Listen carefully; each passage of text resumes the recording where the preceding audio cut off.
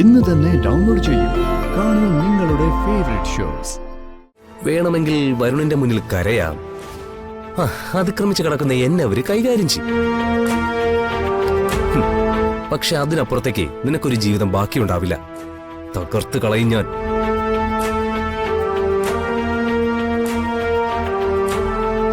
ഞാൻ വരും. ഇന്ന് രാത്രി ഞാൻ കണിമംഗലത്ത് വരും.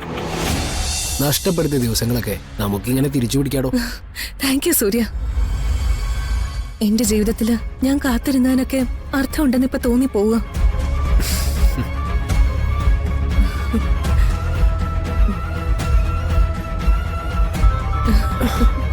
ഒരു മിനിറ്റ്. ഹലോ, എപ്പോ എവിടെ വെച്ച്? നിങ്ങൾ ഹോസ്പിറ്റലിൽ തന്നെ ഉണ്ടല്ലോ അല്ലേ? ശരി ശരി, ഞാനിപ്പോ തന്നെ അങ്ങോട്ട് വരാം. എന്താ സൂര്യ? എടോ, എസ്റ്റേറ്റിൽ നിന്നാ നമ്മുടെ എസ്റ്റേറ്റ് മാനേജർ കുമാരനൊരു ആക്സിഡന്റ്. അല്പം സീരിയസ് എന്നാ പറഞ്ഞേ. അയ്യോ, അപ്പൊ സൂര്യക്ക് അങ്ങോട്ട് പോകണ്ടേ? പോണം, അല്ലാതെ ശരിയാവില്ല. ഞാനൊരു കാര്യം ചെയ്യാം, തന്നെ വീട്ടിൽ ഡ്രോപ്പ് ചെയ്തിട്ട് ഞാൻ പെട്ടെന്ന് തിരിച്ചു പോവാം. അത് സാരമില്ല. സൂര്യ അവിടെ പെട്ടെന്ന് ചെല്ലേണ്ടത് അത്യാവശ്യമല്ലേ? പൊയ്ക്കോളൂ. ഞാനേ ഇവിടുന്ന് ഒരു ക്യാബ് പിടിച്ചു പൊയ്ക്കോളാം. തനിക്ക് വെറുതെ പ്രതീക്ഷകളൊക്കെ തന്നിട്ട്. സാരമില്ല, ഐ കൻ അണ്ടർസ്റ്റാൻഡ്. പോയിട്ട് പെട്ടെന്ന് വന്നാ മതി. ഓക്കെ. പിന്നെ കൽപ്പന, ഒരു കാര്യം. എന്താ?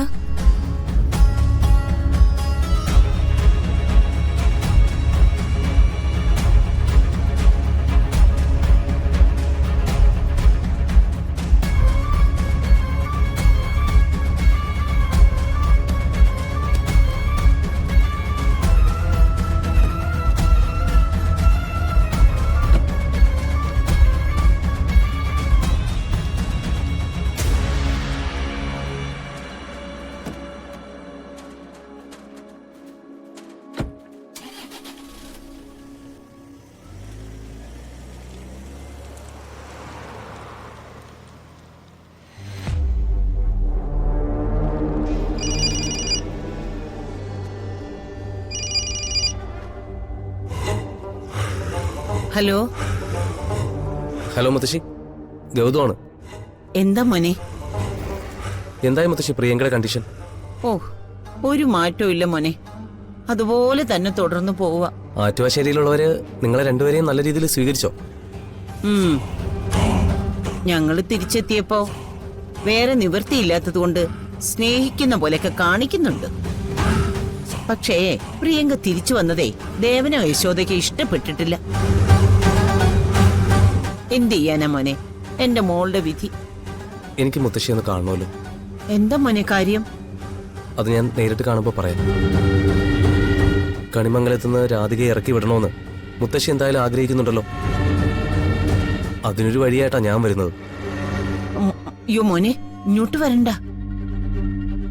ദേവനോ യശോദയെ കണ്ട അത് പ്രശ്നമാവും. സാരമില്ല, മുത്തശ്ശി വീട്ടിൽ നിന്ന് ഇറങ്ങിയിട്ട് വേറെ എവിടെയെങ്കിലും എത്തിയിട്ട് എന്നെ ഒന്ന് വിളിച്ചാൽ മതി. ഞാൻ അങ്ങോട്ട് വന്നോളാം. എന്നാ ഞാനൊന്ന് നോക്കട്ടെ. എന്നാ ഒരുപാട് വൈകണ്ട, ഇന്ന് തന്നെ എനിക്ക് കാണണം. ഞാൻ ഇപ്പൊ തന്നെ നോക്കാം.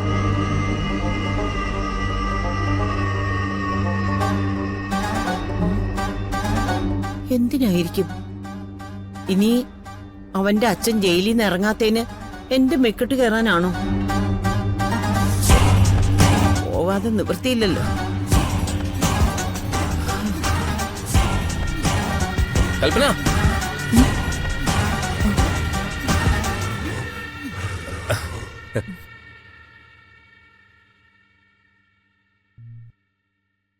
ഇതെവിടെന്നാ ഷോപ്പിംഗ്?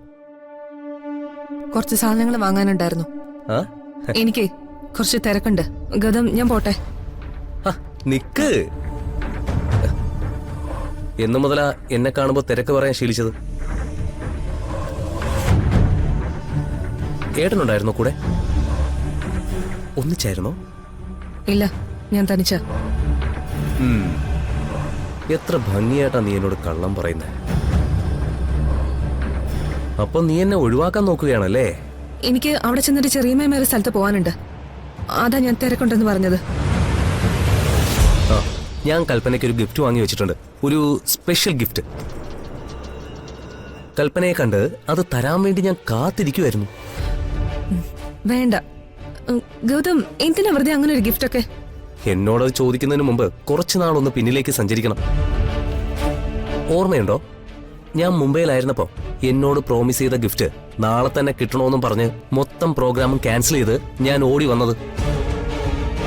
ഹ്. അന്ന് നീ എന്നോട് പറഞ്ഞത് എന്റെ ചെറുക്കനെ ഞാനൊന്ന് പരീക്ഷിച്ചതാണെന്നാണ്. ഈ ഭൂമിയിൽ ഗൗതം ഏറ്റവും കൂടുതൽ സ്നേഹിക്കുന്നത് എന്നെയാണെന്ന് തിരിച്ചറിഞ്ഞു വന്നു. ഓർമ്മയുണ്ടോ ആ ദിവസം? ഗൗതം, ഞാനേ ഒരുപാട് കാലം സൂര്യ വഞ്ചിച്ചിട്ടുണ്ട്. പക്ഷെ ഇപ്പൊ സൂര്യ എന്നെ വല്ലാതെ സ്നേഹിക്കുന്നുണ്ട്. എനിക്കും സൂര്യയോടൊപ്പം നല്ലവളായൊരു പെണ്ണായി ജീവിക്കണമെന്ന് താല്പര്യമുണ്ട്. ഗൗതം, ഇനി നീ എന്നെ ശല്യപ്പെടുത്തരുത്. ഞാൻ വിളിക്കും.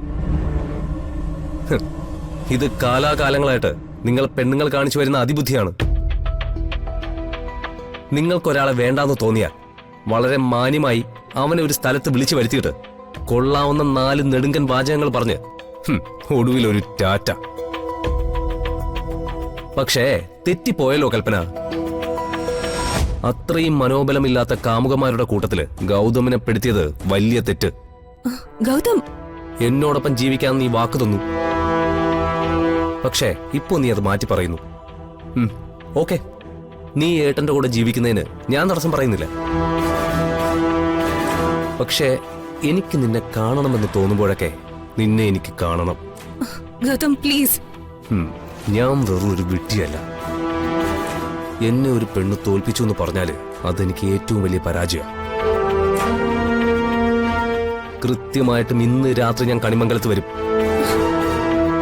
ഗൗതം പ്ലീസ്, ഞാൻ നിന്റെ കാല് പിടിക്കാം, വരരുത്. കൽപ്പനയുടെ മുമ്പില് ചില വഴികളുണ്ട്.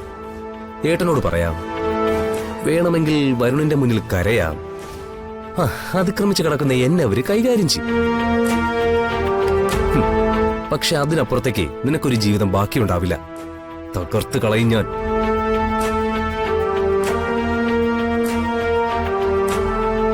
ഞാൻ വരും. ഇന്ന് രാത്രി ഞാൻ കണിമംഗലത്ത് വരും. എന്നെ നീ സ്വീകരിച്ചേ പറ്റൂ. ഗൗതം,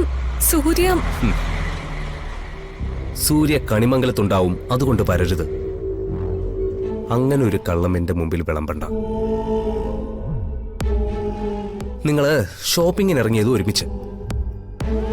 നിന്നെ തനിച്ച് വീട്ടിലേക്ക് വിട്ടിട്ട് സൂര്യ പോയിരിക്കുന്നത് എസ്റ്റേറ്റിലേക്കാ. ഇത്രയും കാര്യങ്ങൾ എനിക്കറിയാമെങ്കിൽ നിന്നെ ഞാൻ എത്രത്തോളം ഫോളോ ചെയ്യുന്നുണ്ടെന്നറിയില്ല.